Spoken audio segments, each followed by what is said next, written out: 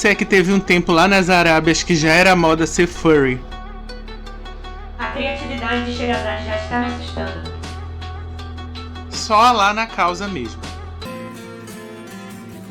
Após um prólogo já bem curioso, com direito a reis chifrudos, burros espertinhos, gênios e pessoas que falam com animais, chegou a hora de Sherazade começar finalmente a contar suas histórias a partir da primeiríssima noite.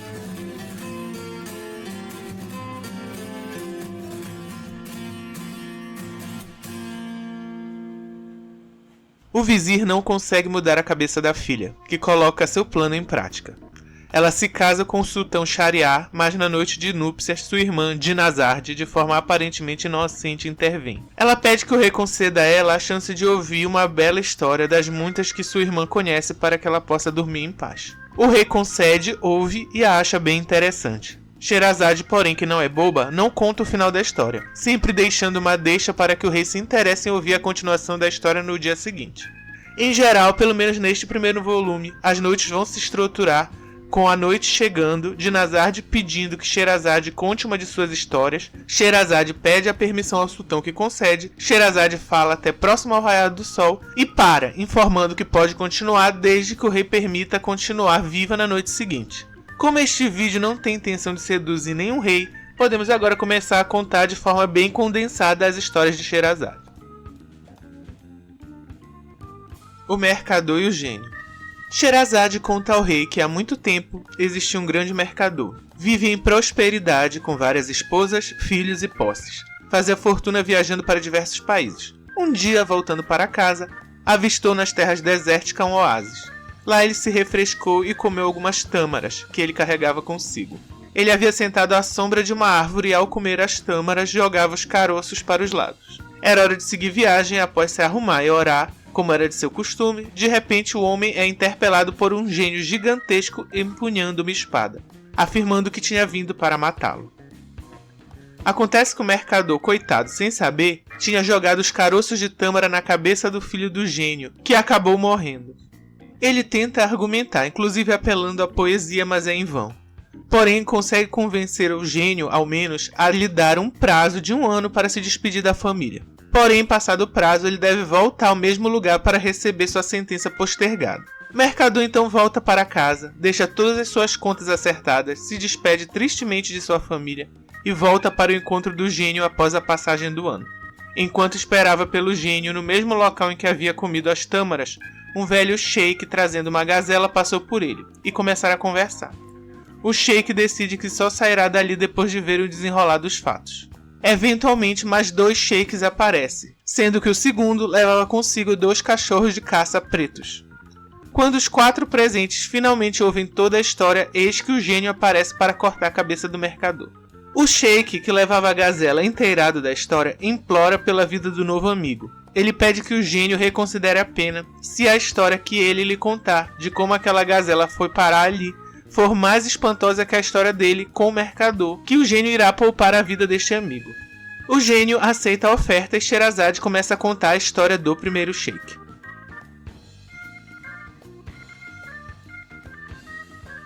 O primeiro sheik conta que a gazela é sua prima e esposa. Ele esteve casado com ela por 30 anos, mas nunca foram capazes de gerar um filho. Eventualmente ele contrai matrimônio com outra mulher que lhe dá um filho homem. Um dia, ele precisa se ausentar de sua região por cerca de 1 ano, deixando para trás a primeira esposa, a segunda esposa e o filho criança. A esposa original tinha ciúmes da segunda esposa, então começou a aprender feitiçaria para destruir a outra mulher. Aproveitando o tempo ausente do marido, a agora prima esposa e feiticeira transforma a outra mulher e a criança, respectivamente, em vaca e bezerro e os vende para um fazendeiro. Muito tempo após esses eventos, o sheik chorava a morte da esposa e o desaparecimento do filho, pois assim era contado pela prima esposa feiticeira. Ele então participa de um festival em honra a Deus, lá da região onde eles sempre moraram. Durante as festividades, em comemoração, ele pede ao pastor local que trouxesse uma vaca para que eles comessem. Ele coincidentemente traz a vaca que havia sido sua esposa. Ao tentar sacrificá-la, porém, percebe que a vaca é muito emotiva, e é quase como se chorasse e balbuciasse um som que lembrava a palavra filho. Ela acaba sendo morta mesmo assim, mas por ter pouca carne ele pede também um bezerro para o pastor, que vejam só vocês, também é o filho dele. Dessa vez o bezerro saiu em disparada e se jogou chorando aos pés do sheik, que não foi capaz de matá-lo, para muito desgosto da primeira esposa. Depois desse momento, eventualmente, o pastor visitou secretamente o sheik e o informou que sua filha possuía dotes mágicos, e percebeu que aquele bezerro era em verdade um ser humano que fora transformado. Ao conversar com a filha do pastor, ele descobre que o bezerro é o seu filho. Ela então usa seus dons para transformá-lo novamente em humano e se casa com ele. Porém, como precaução, decidem dar o troco e transformam a primeira esposa na gazela. Eles viveram nessa família estranha por muitos anos, até que a esposa do filho venha a falecer, fazendo com que ele saísse para outra região. E depois de um tempo desaparecido, o sheik, com a gazela a tiracolo, decidiu ir procurá-lo, e acabou encontrando aquela situação insólita. O gênio achou a história ok e concedeu a ele 1/3 da vida do mercador. A partir da sexta noite, Sherazade começa a contar a história do segundo sheik, que informa que os 2 cães que ele levava consigo eram seus irmãos. O pai dos 3 havia falecido e deixado para cada um deles 1000 dinares de herança. Os 3 resolveram montar lojas que não prosperaram. Um deles acaba vendendo todas as suas coisas e resolve viajar com uma caravana. Após um ano, o sheik encontrou um mendigo na rua e percebeu que encontrava na verdade seu irmão pedindo. O sheik então ajuda esse irmão, dando 1000 dinares que tinha conseguido de lucro durante o ano para ele refazer sua loja. Viviam em paz até que o segundo irmão, por algum motivo que só Allah sabe, resolveu fazer a mesma coisa que o primeiro irmão. O resultado foi o mesmo do primeiro, sendo sanado da mesma forma também. Eles vão vivendo em paz por muitos anos, com os irmãos constantemente querendo voltar a viajar. Dessa vez os 3 juntos. E o irmão sheik se negando. Eventualmente ele acaba cedendo e decide viajar com eles, mas pede primeiro para dar uma olhada nas finanças do irmão. E para seu choque, porém não para o choque de quem estava acompanhando a história com atenção, eles já estavam com o patrimônio todo dilapidado. Ainda assim, o irmão aceitou viajar, vendeu tudo o que possuía e o dinheiro conseguiu dividir igualmente entre os 3. Alugaram um barco e zarparam de viagem. Agora, para surpresa minha e provavelmente de vocês, mas não do sheik que conta a história, os irmãos chegaram a uma cidade e conseguiram obter lucro, investindo o que ainda possuíam. Nesta cidade, o sheik encontrou uma jovem maltrapilha na praia, que se ofereceu de forma bem peculiar em casamento para ele. Ele aceitou e ela, portanto, passou a usufruir do bom e do melhor ao lado dele. E os 4 seguiram viagem juntos no navio. Os irmãos eventualmente acabaram ficando muito enciumados com o sucesso desse sheik, e uma noite decidiram jogar o casal ao mar. Quando parecia que iriam se afogar, a esposa do sheik se transformou em uma gênia. Já tratamos sobre gênios e ifrits aqui no canal anteriormente. É só ver o primeiro vídeo sobre as 1001 Noites. Onde paramos? Ah, sim. Eles estavam se afogando, a moça virou gênio e o carregou voando até uma ilha próxima. Lá ele fala para a esposa gênia de toda a sacanagem envolvendo os irmãos e ele. E ela fica ainda mais furiosa com eles e decide que eles precisam de uma lição. Ela o leva voando de volta para sua casa e seu mercadinho onde ele havia prosperado originalmente. E ele começa a se ajeitar para voltar à sua vida. De repente, 2 cachorros aparecem e começam a se enroscar na perna dele. A gênia explica que são os irmãos dele e que eles ficarão assim por 10 anos. Ela se despede do marido e diz para ele a procurar quando findar o tempo para desfazer o feitiço. Ele estava indo para lá quando se deparou com esse estranho grupo e se meteu na história. O gênio concede 1/3 da vida do condenado para esse sheik. O terceiro sheik. Este conta uma história tão insólita e misteriosa quanto os outros, recebendo também 1/3 da vida do homem. Ele é salvo e volta a viver em paz e feliz para sempre com sua família. Sim, é só isso a história. Bom, pessoal, o que acontece é que a história do terceiro sheik, por motivos não esclarecidos, pergaminhos sumidos ou algum tipo de censura, não está presente no ramo sírio que este livro por enquanto está seguindo. A história chega até nós em formas bem diversas no segundo anexo deste livro e traz reviravoltas interessantes. O gênio, ao perguntar o nome da gênia com quem o segundo sheik se casara, descobre que se trata de uma filha dele e fala que também estava indo visitar o local onde ela estava morando, pois a moça pretendia libertar seus irmãos da prisão canina em que estavam condenados. A essa altura, o gênio já pretendia libertar o mercador condenado, mas queria ouvir a história do terceiro sheik. Este que trazia consigo também um animal, desta vez uma mula, que ele dizia ser sua esposa transformada. O que aconteceu foi que ele vivia em paz e amava sua esposa. Porém, uma vez ao voltar de viagem, se deparou com uma outra mulher na casa. Sua esposa lhe disse que era uma escrava que ela havia trazido para ajudar na casa, e essa nova mulher passa a morar com eles.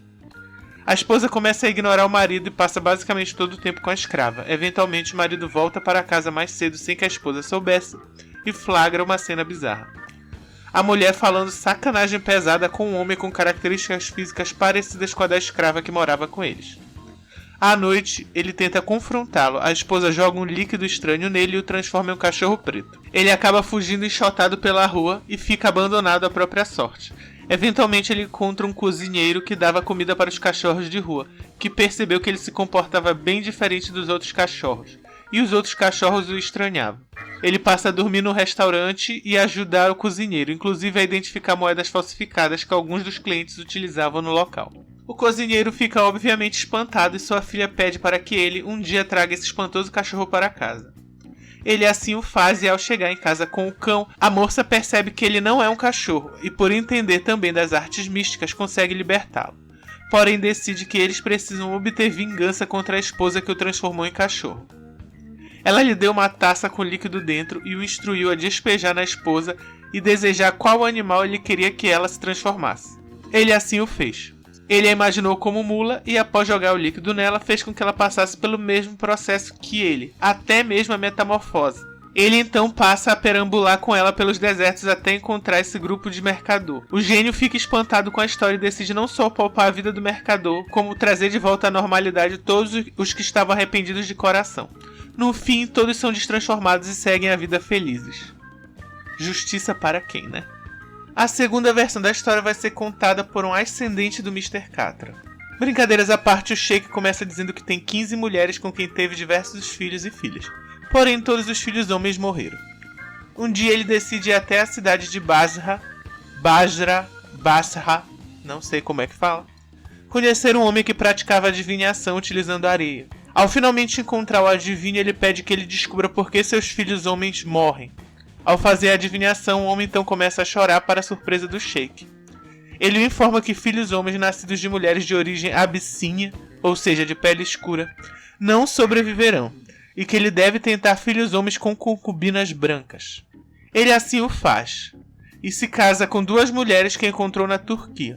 Teve um filho homem com cada uma delas. As crianças chegaram aos 3 e 2 anos, porém o mais novo acabou morrendo. Eventualmente, a mãe do filho que ainda estava vivo também faleceu. Um dia, a mãe do filho morto pegou o filho da outra mulher e simplesmente decidiu jogá-lo do telhado. Ele jurou dar a ela tudo o que ela pedisse, porém ela decidiu humilhá-lo e disse que só deixaria a criança viver se este cortasse fora o próprio pênis. Ele acaba cedendo e passa uns dias entre a vida e a morte. Depois de se recuperar, busca um feiticeiro e pede que por vingança transforme a mulher em mula. Olha, eu vou te falar que até o gênio deve ter ficado chocado com essa história. E sim, nessa versão o mercador também é liberado da pena. Terceira versão da história do terceiro Sheik segundo manuscritos do ramo egípcio. Na terceira versão, o Sheik já inicia seu relato explicando que a mula é sua esposa. Neste caso, juntos tiveram 16 filhos e filhas, porém todos morreram. Um dia, voltando para casa, encontrou essa esposa na cama trocando carícias com um homem que ele enfatizou ser bem feio. A partir daqui fica bem parecido com a primeira versão da história. A mulher, ao ser pega, transforma o Sheik em cachorro. Ele conhece, neste caso, um açougueiro. O açougueiro tem uma filha que destransforma ele. E a diferença é que nesta versão é o Sheik que pede para a moça ensinar um feitiço para se vingar dessa esposa. O gênio também libera o mercador, mas nesse caso não destransforma mais ninguém, não. 1.3.4 Quarta versão da história do terceiro Sheik segundo manuscritos do ramo egípcio. A última versão que o livro traz nos anexos vai ser basicamente uma versão resumida das outras. Sheik fala que a mula é a esposa. Sheik estava viajando e encontra a mulher com o negão na cama. Ela transforma ele em cachorro. Ele conhece o açougueiro e é a filha que o destransforma e o ajuda a transformar a esposa em mula. Ele conta a história para o gênio que perdoa o mercador. Fim. Então, galera, continuamos aqui no primeiro volume dessa coleção das Mil e Uma Noites. Aqui está o resto dela. E como vocês podem ver, levando em conta que a gente ainda está na 8ª noite, né, que eu disse? Então a gente ainda está mais ou menos bem aqui no livro. Olha a quantidade de coisa que ainda falta, né? Sem contar todos esses livros aqui, e a tendência é que cada vez mais os livros fiquem maiores que os anteriores. É isso aí. Bom, sobre essas histórias, como já foi adiantado aqui, então também não vou me alongar nesse aspecto, você tem aqui sempre histórias de vingança ou de justiça depois de alguma injustiça sendo feita, porém o que tem de elo nessas histórias são essas injustiças cometidas através do uso de magia. E no caso de transformar pessoas em animais. Como eu já disse, se você ler a historinha e você entender assim, a lógica do que os personagens vão falando e tal, através da Sherazade, é bom deixar claro que quando ela começa a contar a história, e aí vocês lendo, vocês vão ter que perceber isso, ela só tem a introdução, onde você a vê falando com Shariar e com a Dinazard, e logo depois ela já começa a contar a história e fica quase como se fossem as vozes dos personagens mesmo. De vez em quando você vai ter um início que vai ser assim, um início de parágrafo. E Sherazade disse que o pescador disse que o gênio disse, vamos dizer assim. Então você tem um pouquinho disso no início de algumas histórias, de algumas noites, só para deixar claro que ainda é a Sherazade contando a história, eles não se perderam e agora já estão contando direto, tá?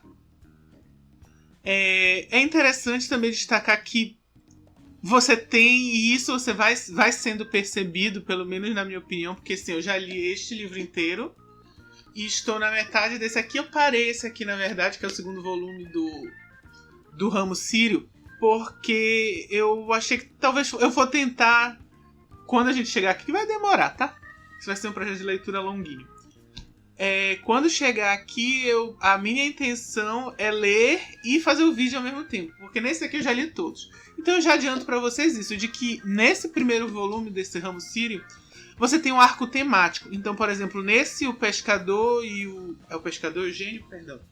Não, a primeira história grande é o mercador e o gênio. A próxima, que falaremos com fé em Deus, melhor, com fé no Deus, no Alá misericordioso, será o pescador e o gênio. Então, no mercador e o gênio, você tem esse eixo temático de pessoas sendo transformadas em animais. Isso vai se repetir. E vai se repetir assim. Você vai ver que a lógica da história é parecida. Se você quiser analisar isso aqui pelo lado da fábula somente, tipo, de uma forma fantasiosa, quiser pensar assim, realmente a história diz que tinha uma mulher contando essas histórias, então você vai entender o quê? Que ela estava tentando puxar da criatividade dela, então fazia sentido ela fazer esse rocambole de imitar a mesma história. Então, o primeiro cara chegou com um cachorro e era o irmão dele. O segundo cara chegou com uma gazela e era a ex-esposa dele. E assim sucessivamente. Isso vai se repetindo de formas diversas durante o livro. Porém, elas são histórias sempre, como eu disse, com elementos bem diferentes. Sempre com um pouco de magia e tal. Outra coisa interessante aqui é você entender como funciona a lógica da Sherazade. Onde ela vai buscar um mini clímax sempre nas histórias, que é o momento que ela vai parar, e aí o texto vai dizer que o sol já estava raiando, eles tinham que ir dormir, e ela só ia voltar a contar a história no outro dia a pedido da irmã, enfim. Esse estratagema que se repete. Da mesma forma que o estratagema da Sherazade tem que se repetir para a história ter efeito, as histórias dentro desses contos da Sherazade também se repetem. E não só para enganar o Shariar, mas se você parar para pensar, isso é uma forma de você passar o ensinamento da história de uma forma mais sólida, porque é como se você ensinasse, nesse caso aqui que você tem 3 histórias, sendo que a última... você tem a história do mercador e do gênio, e dentro você tem a história dos 3 sheiks, sendo que o último sheik tem mais de uma história, enfim. Mas vamos contar que só tivesse 3 histórias. Ou seja, de 3 formas você pode falar sobre vingança, sobre o problema pra época, né, da feitiçaria errada. Você pode falar de gente que gasta seu dinheiro à toa e fica pedindo por aí, que é o caso dos irmãos. Então, um mesmo arco, tipo de história, o mesmo arco, são capazes de trazer ensinamentos diferentes para essa sociedade da época. Então, é bem interessante você analisar por esse ângulo, do que simplesmente você entender que é uma mulher contando, repetindo várias vezes a mesma coisa. Não é assim tão simples.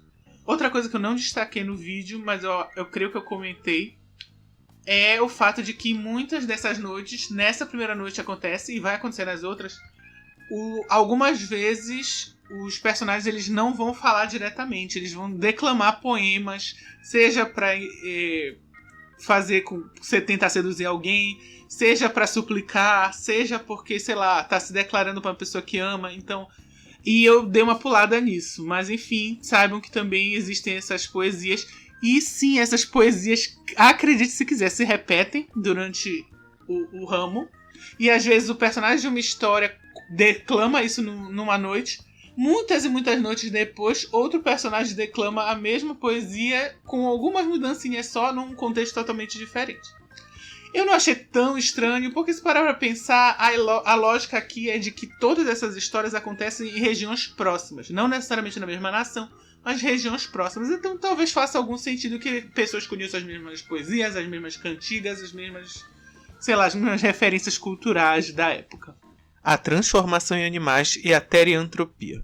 O termo tem origem inglesa e foi cunhado em 1901 pelo sinólogo e historiador da religião neerlandês Jan Jacob Maria de Groot, em The Religious System of China, volume 4. Artes retratando esse conceito mítico podem datar, segundo alguns pesquisadores, desde a pré-história humana, e se trata da transformação total ou parcial de seres humanos em animais. Este é o conceito por trás de outros tipos de termos de contos sobrenaturais, como a licantropia, por exemplo, em que há a mistura das características de um humano com a de um lobo. Como já sabemos, isso é uma das grandes habilidades dos gênios aqui na história das Mil e Uma Noites, e nessas histórias foram usadas todas as vezes como forma de punição. Eventualmente veremos esse mesmo tipo de recurso mágico e narrativo sendo empregado por motivos morais bem diferentes, e por questões narrativas também bem diversas da que vimos agora. Hoje é possível dizer que essas transformações animalescas obviamente vão ter características diversas para casar com a história em que estão inseridas. Em uma narrativa sobre uma escola de feitiçaria, como é o caso da franquia Harry Potter, a transformação de humanos em animais é mais um truque no arsenal dos feiticeiros. Para alguns personagens, confere poderes heróicos, como é o caso do Mutano, personagem dos quadrinhos, séries e animações da DC Comics. Além de também ser devidamente aproveitado pela literatura de ficção científica e, obviamente, seus correspondentes em outras mídias. Um grande exemplo é a série de livros infanto-juvenil Animorphs. A gente brinca de ignorar a bizarrice noventista que são essas transformações computadorizadas aí, tá?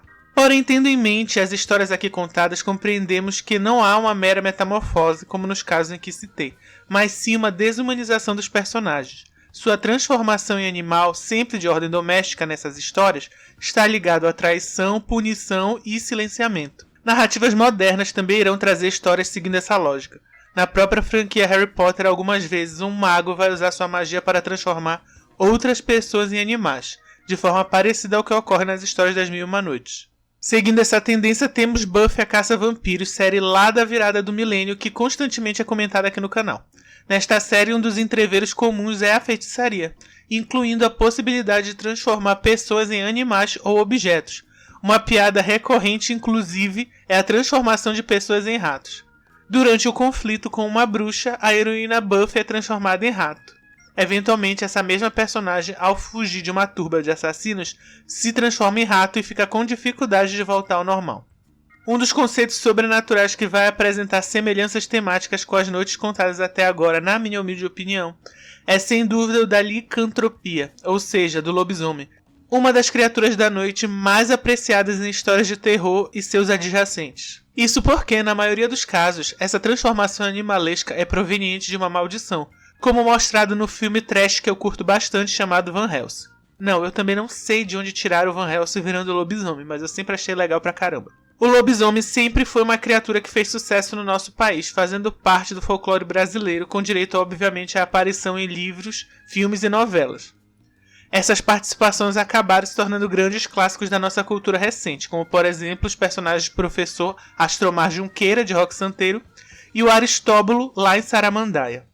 Outro lobisomem que desponta como um dos meus favoritos tranquilamente é o John Talbain da franquia de jogos de luta Darkstalkers. Um dos personagens que melhor vai casar as diversas características da licantropia. Ao mesmo tempo que se trata de uma maldição, como nas histórias mais tradicionais, trata-se na verdade de uma maldição familiar, pois seu pai também era um lobisomem. Seu arco só vai ser concluído ao perceber que sua parte lobisomem está dormindo dentro de sua psique, e que cabe a ele aprender a domar esta criatura e escolher a humanidade. Porém, quando o assunto é metamorfose em animais, ninguém supera a brasileiríssima e maluquíssima novela Caminhos do Coração, onde além do lobisomem rolava de tudo. Homem-cobra, mulher perereca, homem-touro, enfim, a lista vai embora. Neste caso, todos modificados geneticamente por cientistas malignos ou algo do tipo. Bom deixar claro, né? Adianto que, assim como na ficção em geral, o conceito de pessoas se tornando animais ou adquirindo características de animais vai aparecer diversas vezes nas histórias das Mil e Uma Noites. Obrigado por você que assistiu até aqui. Por favor, considere se inscrever no canal, considere comentar aqui embaixo o que você acha das histórias das Mil e Uma Noites e se você acha que ela, de certa forma, é importante para a formação cultural e para escritas do sobrenatural de forma geral. Obrigado e até o próximo vídeo.